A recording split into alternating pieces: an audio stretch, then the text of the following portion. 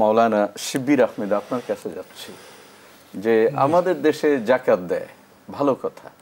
তো জাকাত দিতে গিয়ে অনেকেই জাকাতের শাড়ি, জাকাতের লুঙ্গি, এমন শাড়ি এমন লুঙ্গি দেয় যে একবার গোসল, ওই শাড়ি পরে গোসল করতে নামলে পুকুরের থেকে ওঠার সময় আর শাড়ি থাকে না।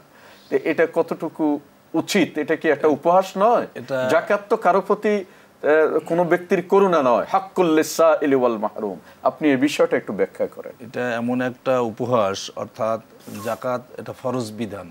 এই ফরজ বিধানের সাথে ওই ব্যক্তি যারা লুঙ্গি, শাড়ি ইত্যাদি দিয়ে জাকাত দেয় তাদের জাকাত তো হবেই না, এবং আল্লাহর বিধানের সাথে সে উপহাস করলো, সেজন্য আল্লাহর হুকুমের সাথে একটা ঠাট্টা বিদ্রুপের। তাহলে এই ধরনের এই সিস্টেমে তো জাকাত দেয়া ঠিক না।